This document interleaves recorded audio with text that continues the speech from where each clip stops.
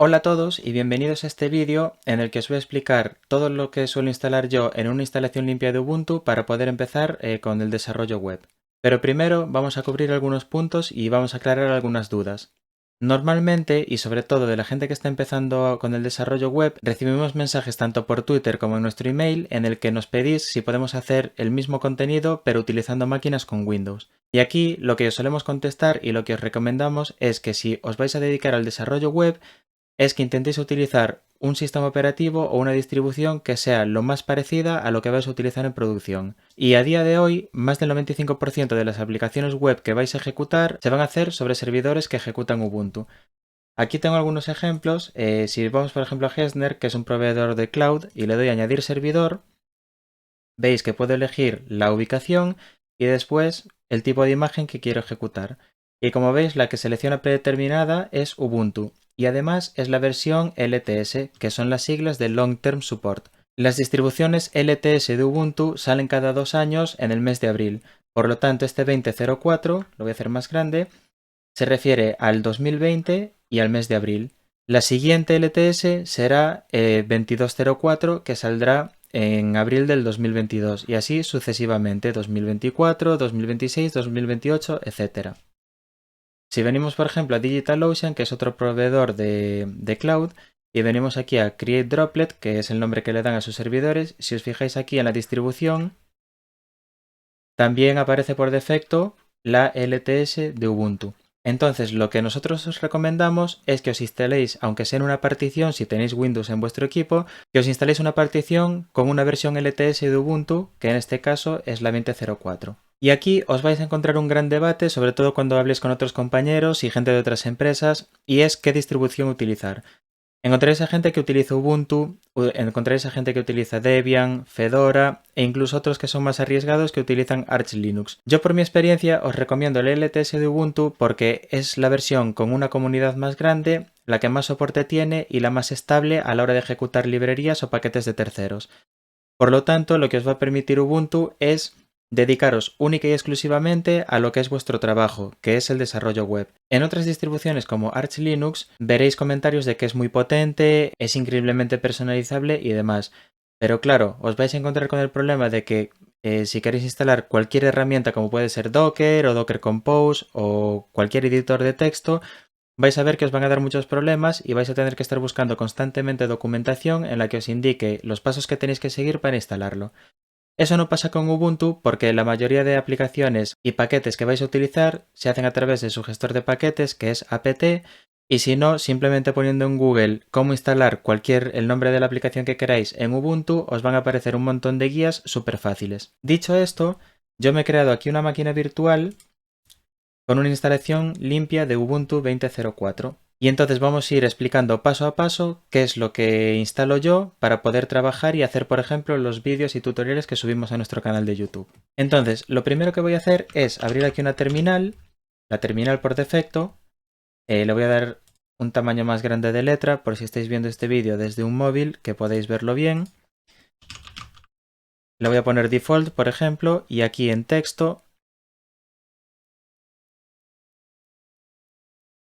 le voy a poner 18 para que lo veáis bien. Y otra cosa de las que hago es aquí en Colors, desmarcar esta opción, ¿vale? Para que me quite ese color de fondo que trae por defecto Ubuntu.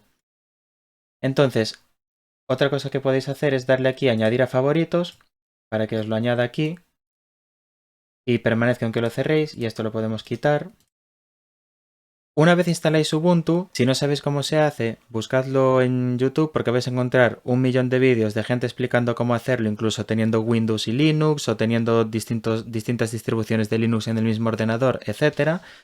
Es actualizarlo. Entonces, el comando es sudo apt update y lo que voy a hacer después es un sudo apt upgrade para que me actualice todas las dependencias que encuentre. Y le voy a pasar el "-i" para que no me pregunte si quiero actualizar. Metéis vuestra contraseña y esperáis a que termine. Vale, ahora que ha terminado de actualizar todas las dependencias, lo que voy a hacer es empezar a instalar todas las herramientas que suelo utilizar. Entonces, vamos a empezar con el editor de texto y el que suelo utilizar yo es Vim. Entonces voy a hacer sudo apt install Vim y "-i" para que lo instale sin preguntar. Vale, y una vez instalado, Lo que voy a hacer es ejecutar este comando para decirle a mi distribución de Ubuntu que quiero que se utilice Vim como editor por defecto. Entonces veis que aquí me aparecen varias opciones y yo voy a seleccionar la 3, que es Vim Basic.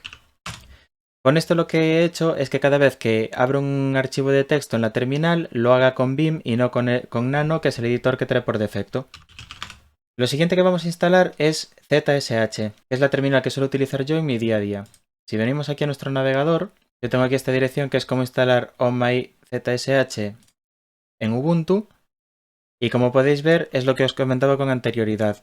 Tenéis los comandos que necesitáis y es súper sencillo. Si utilizáis otras distribuciones os vais a encontrar que tenéis que descargaros un binario, compilarlo y hacer algunas cosas que realmente lo que van a hacer es que perdáis tiempo en vez de estar dedicándoos al desarrollo web. Entonces vamos a copiarnos estos comandos, lo voy a hacer más grande y en nuestra terminal lo vamos a ir ejecutando. Primero vamos a instalar curl, wget y git.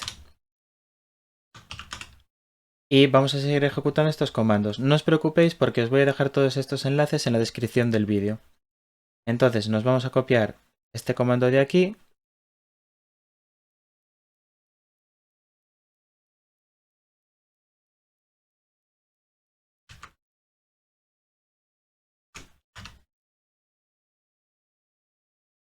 Y como podéis ver me está diciendo aquí que ZSH no está instalado. Entonces lo que voy a hacer es sudo. Bueno, lo voy a poner aquí arriba.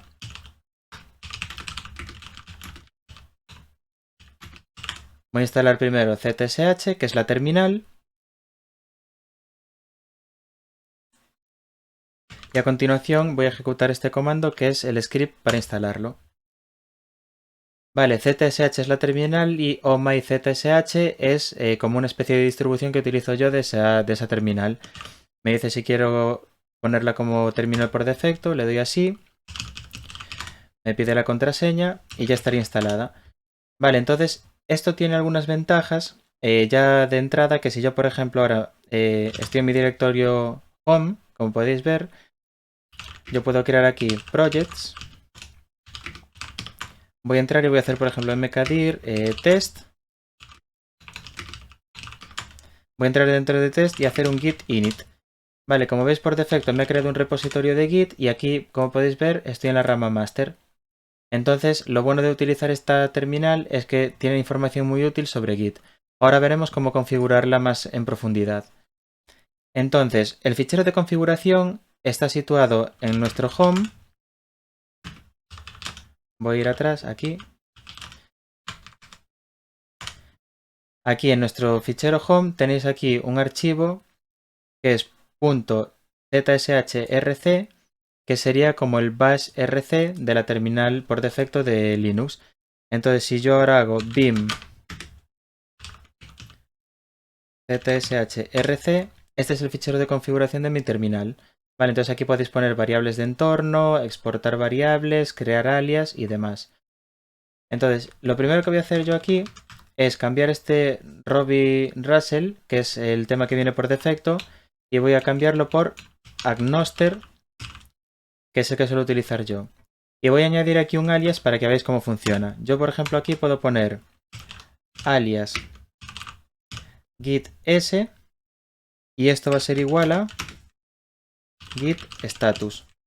Vale, esto es simplemente un ejemplo para que veáis cómo funciona. Entonces, si yo ahora cierro la terminal y guardo los cambios, si cierro la terminal y la vuelvo a abrir, vale, he quedado later. Vale, veis que ahora aquí, por ejemplo, no se está viendo lo que teníamos antes y eso es porque tenemos que cerrar y abrir la sesión. Entonces, le voy a dar aquí a logout, me vuelvo a loguear. Y ahora, si os fijáis, tengo otra vez ZSH, pero fijaos en estos caracteres. Si yo ahora voy a Projects y Test, veis que aquí tiene unos símbolos raros y eso es porque tenemos que instalar el Powerline Fonts, que son las fuentes que utiliza este tema para verse correctamente. Para instalarlas es tan fácil como hacer un sudo apt install fonts powerline. Y si yo ahora meto mi contraseña, se han instalado y si ahora cierro y abro la terminal, veis que ahora ya ha cambiado. Si yo ahora voy a Projects, Test, veis que ya me aparece la ruta y me pone que estoy en la rama master. Si yo ahora creo una rama,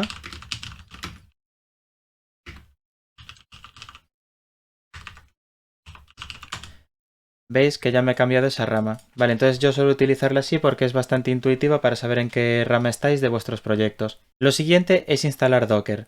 Normalmente también podéis instalar PHP localmente o MySQL por si queréis trabajar sin Docker, pero yo os recomiendo que siempre trabajéis con Docker, sobre todo si trabajáis por ejemplo con Symfony, porque es súper sencillo de configurar y así vais a evitar el problema de tener que estar cambiando de versiones. Si por ejemplo tenéis un proyecto que utiliza la versión 7.4 de PHP y a lo mejor estáis empezando un proyecto nuevo que utiliza la versión 8.0. Hay una forma muy fácil de instalar Docker en Ubuntu 20.04 que es hacer sudo apt install docker.io. El problema de esto es que os lo va a instalar desde el repositorio de Ubuntu y no siempre está actualizada la última versión. Por eso lo que yo os recomiendo es instalarlo añadiendo el repositorio de Docker. Para ello también tengo aquí un enlace que os voy a mostrar en el que explica cómo instalar a través del repositorio. Vamos a hacerlo más grande. Y aquí tenemos los pasos. Primero tenemos que instalar estos paquetes. Le voy a dar aquí a copiar. Nos vamos a nuestra terminal.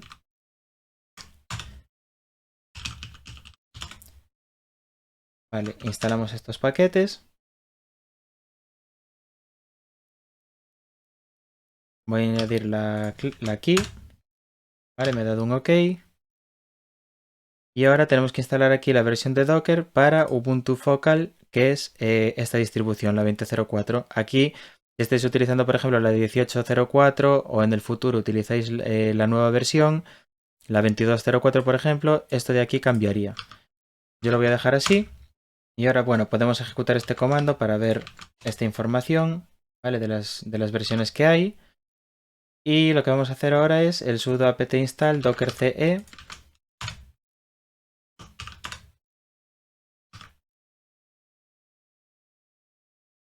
Y ahora podemos ejecutar este comando para ver el estado de Docker, si se está ejecutando o no. Y vemos que aquí pone Active Running, es decir, que se ha instalado correctamente porque es exactamente lo que nos indica aquí en la documentación. Ahora hay que ejecutar este comando que lo que va a hacer es añadir a nuestro usuario al grupo de Docker para no tener que ejecutar Docker con sudo, ya que es bastante arriesgado utilizar sudo porque le estáis dando permiso y a lo mejor un software malicioso puede tomar el control de vuestra máquina desde un contenedor.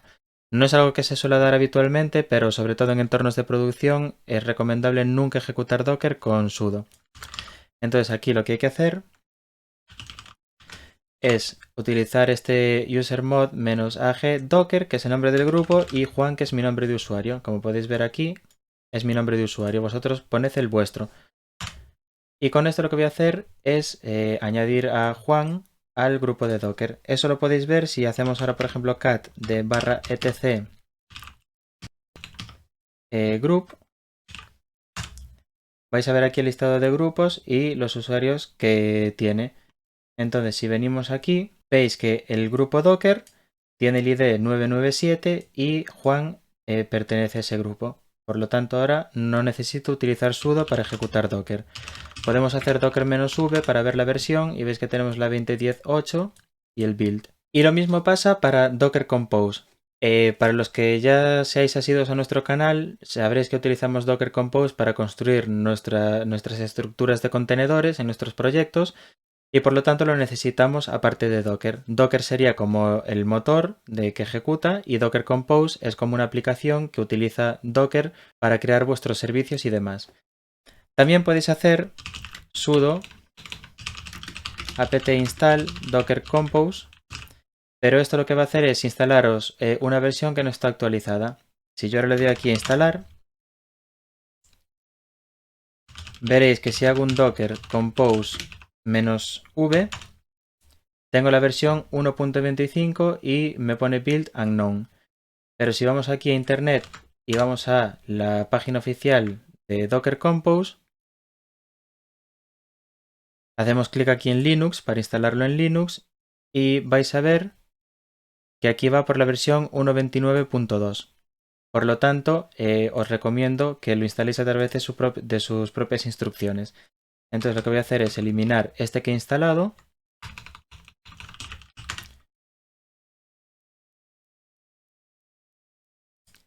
Y ahora me voy a copiar este comando de aquí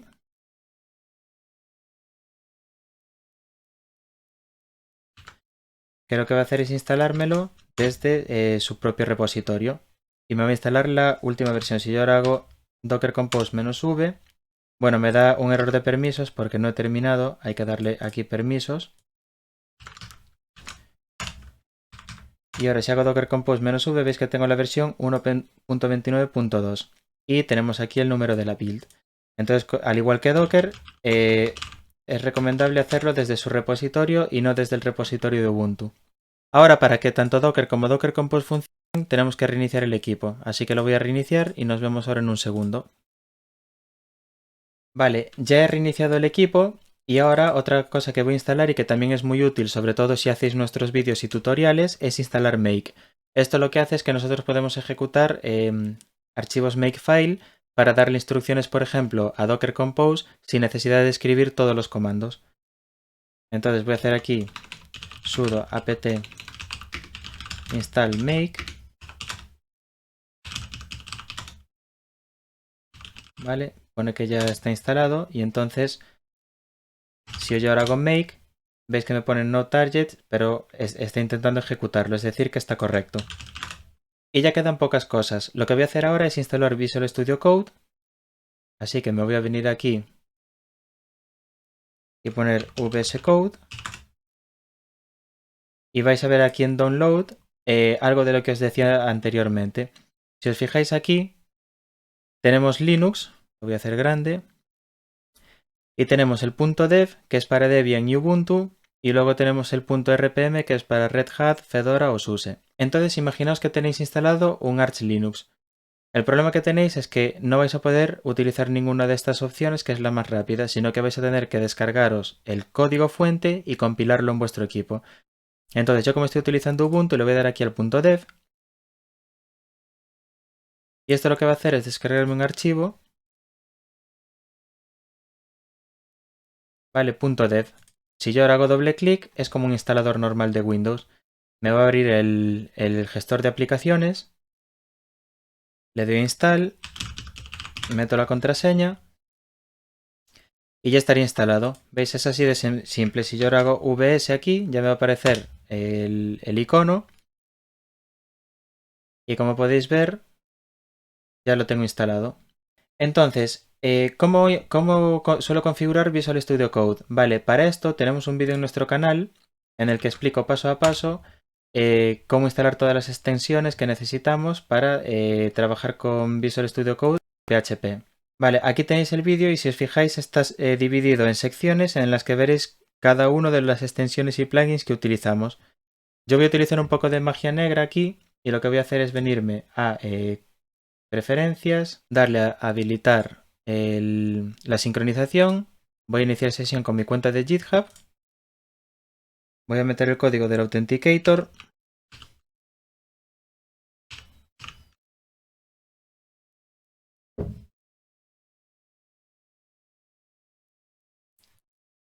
Y ahora le doy a abrir y automáticamente me va a instalar todas las extensiones y configuraciones que tengo en mi máquina principal. Esto es súper útil porque si os logueáis con vuestra cuenta de GitHub, en las máquinas en las que utilicéis Visual Studio Code, vais a ver que mira, me ha cambiado la interfaz y aquí están todas las extensiones y plugins que utilizo y que veréis en el vídeo que os acabo de mostrar antes, del cual dejaré el enlace en la descripción de este vídeo. Ahora lo que puedo hacer es venir aquí, por ejemplo, a GitHub Codenip.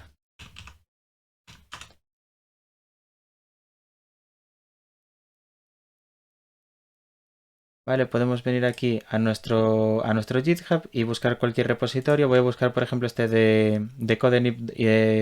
Voy a buscar, por ejemplo, este de Symfony Doctrine. Voy a hacer clic aquí en Code, HTTPS, me lo voy a copiar. Voy a venir a la carpeta Projects que he creado anteriormente y voy a hacer git clone y este repositorio. Si yo ahora entro, veis que estoy en la rama main y ahora lo que puedo hacer es code. Y me lo va a abrir en Visual Studio Code. Vale, ¿veis? Y entonces aquí ya tengo ese proyecto y además tengo todas mis configuraciones de Visual Studio Code. Voy a hacer esto un poco más grande. Vamos a ponerle, por ejemplo, tamaño 18. ¿Vale?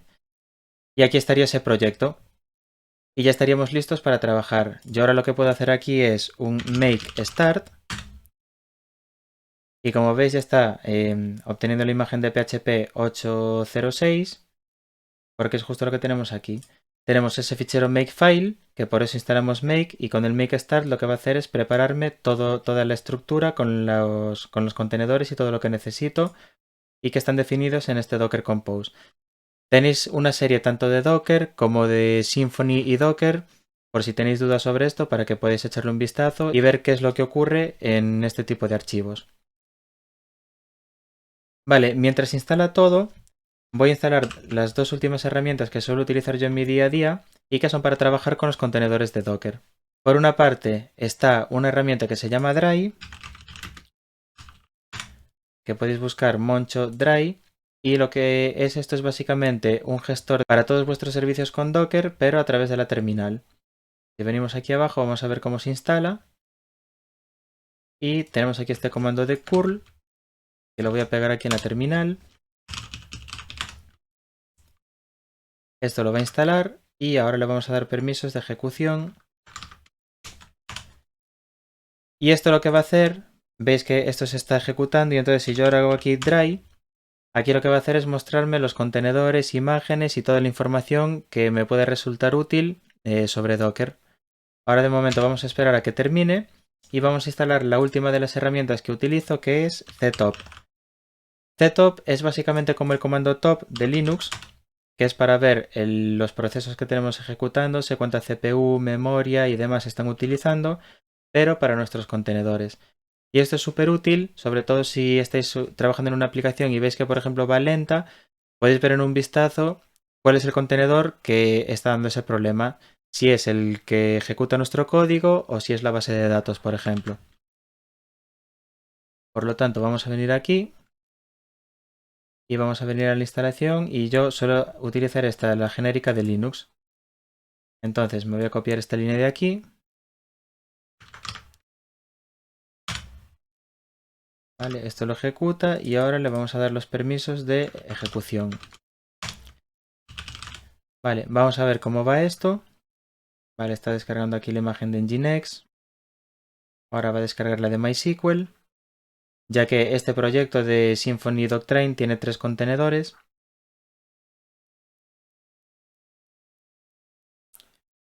Vale, y ahora que veis que ha terminado, podemos empezar a probar esos comandos. Si yo ejecuto try, vais a ver que ahora tengo aquí esos 3 contenedores, que son los 3 servicios de ese proyecto.